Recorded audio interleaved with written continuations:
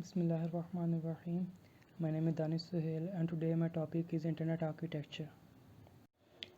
Now first of all we will talk about Internet. What is Internet? Uh, Internet is a network of networks in which host computers are connected through routers. We will talk about routers later in this presentation. As you can see in the figure, host A is connected to host B through two routers. What are hosts? Hosts are basically computers connected to the internet. Internet is made up of two words, internet, which means internet working. The internet is famous because of its end-to-end communication of end-to-end data transmission. What is internet architecture? Internet architecture by definition is a meta network, a constantly changing collection of thousands of individual networks intercommunicating within one protocol. This architecture is based on standard TCP/IP protocol. The protocol is used to connect two networks which may be different in hardware, which may be different in software, technical design, or internals. Now, how does data travel through internet? For this, we have to understand this concept of switching. What is switch networks? In switch networks, data travel from source to destination is routed between various intermediate nodes. This routing is performed by routers. We will talk about routers later in this presentation. Now, router. Now, there are two types of circuit switching. First, number one is circuit switching, and number two is packet switching. Now, what is circuit switching? In circuit switching, we use a dedicated path established especially for us to communicate. For example, in our landlines or in our telephones, when you talk to someone, we are using a path that is specifically dedicated to us as long as we keep talking. The defect of this circuit switching is that we can no retransmission of data, no retransmission of data because of runtime. As we can see that a telephone is a runtime communication. If we get error at any point in the circuit switching, then we have to retransmit the whole file, not only a specific point. This path is dedicated to us in circuit switching as long as we communicate. Packet switching. What is packet switching? Packet switching implemented on the internet before the start. To understand the concept of packet switching, it is very scalable, very easy to understand, and it is reliable. What is packet switching? In packet switching, our original message is decoded and is broken into fixed side packets, that then travel along through the internet. As you can see in the figure, our original message was P1, P2, P3, which were broken into down into three packets, which are P1, P2, and P3. Our three packets P1, P2, and P3 then now travel through along different networks along various dedicated paths to reach their destination. Now at destination there is one problem. A single of three packets could reach the destination first. For example, P3 could reach before P1 and P2, and P2 could reach after P3. Now, how this problem is resolved? This problem is resolved by our destination host LAN cards. LAN card is a smart device.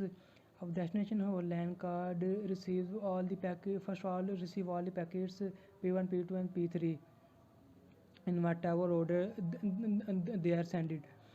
Now, and then our LAN card reassemble the message as it was original. For example, if we receive P3, P2, and P1, then our LAN card will reassemble it in P1, P2, and P3, which were our original message. And our destination computer display the original message as it was before in the source. This is how packet switching is work. As long as errors in packet switching is concerned, uh, As we can see, our original message is broken down into three chunks: P1, P2, and 3 P3. For example, if we get added at chunk P3, then our benefit is that we have to transmit chunk 3 P3 only. Unlike of circuit switching where we have to transmit the whole file if error occurs. This is the biggest benefit of packet switching. Moreover, packet switching offers us reliability, which means in order delivery.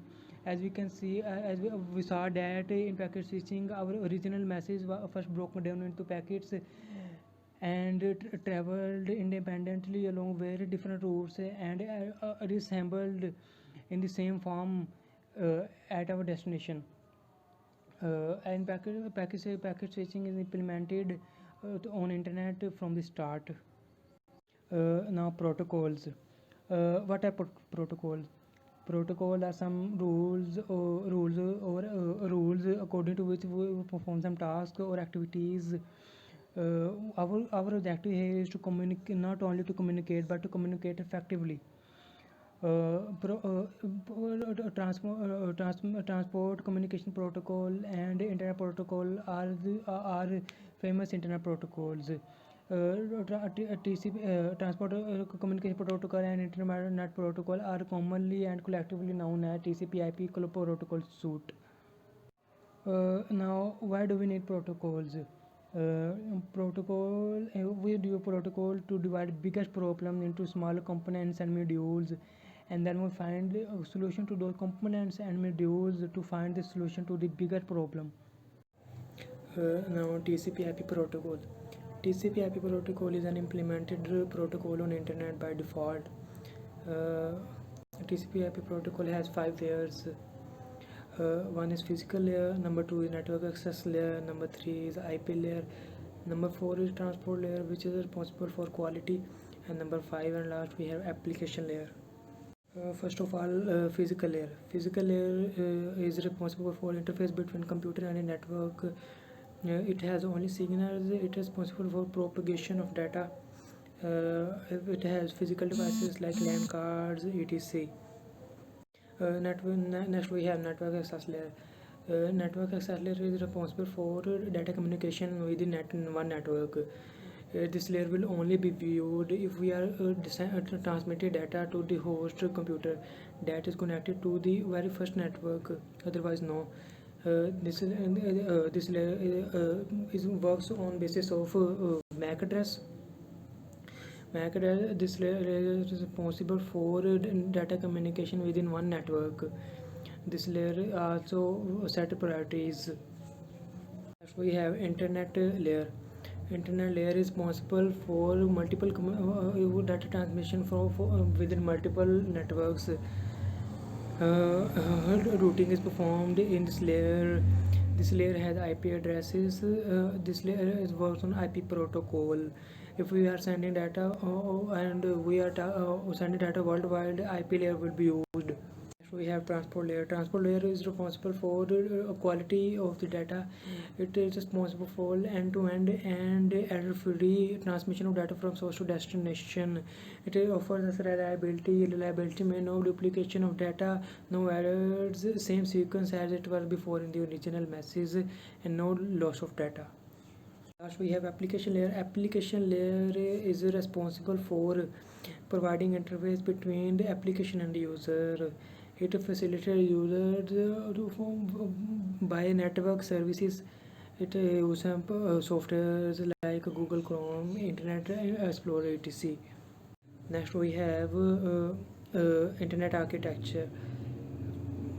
As you can see in this figure, there's subscribers, residential subscribers are users that are connected to the regional ISP. The regional ISP are internet service providers that provide internet to the residential subscribers. Now, how do we connect here? Residential subscribers also have subscribed through some packages to regional ISPs. Regional ISPs connect us to the backbone ISP. Regional ISP are the country level ISP, but the backbone ISP is a continental level ISP. One backbone ISP cannot connect directly to the world or the internet. One backbone ISP is connected to another backbone ISP, and this communication and this connection of ISPs makes internet. Now here we will discuss some basic terms. What is router? A router is a device that transfer data from one network to another. Can be connected to two or more networks. What is ISP? ISP, internet service providers. Regional ISPs are country level ISPs, and backbone ISP are continental level ISPs. NAP, network access point. Network access point, the point where one backbone ISP connect and other backbone ISP is called network access point. And point of peering is where one original ISP connect the backbone ISP is called the point of peering. Now, how does internet get to our home? Now, first of all, resident subscribers subscribe to regional ISPs. Regional ISPs are connected both to the residential subscribers and the backbone ISPs. The backbone ISP cannot connect to the internet directly. Backbone ISP is connected to another backbone ISP, which is furthermore connected to other backbone ISP. This connection of ISPs made the internet and connect us to the world. How do we communicate through internet? Now, first of all, every host has an IP address which is either accessible by IP address or domain name. Domain name are these understandable by names by humans of the IP addresses. First of all, the sender sends data to the destination. This sender's modem receives data in the digital form and retrieves the digital signal into the analog signal that can travel through the internet. Then it find a network to which the destination host is connected to. Once we find a network to which the destination is connected, the destination host modem receive the data and encode that analog signal back into the digital signal, and the data is visible to the destination or receiver as it was before. Thank you. That's all for internet architecture. We learned how internet gets to our home, how we communicate through all over the world with the internet. We learned the TCP/IP protocol and about its 5 layers and its working. We learned about switching and packet switching, which is implemented on the internet by default. Thank you.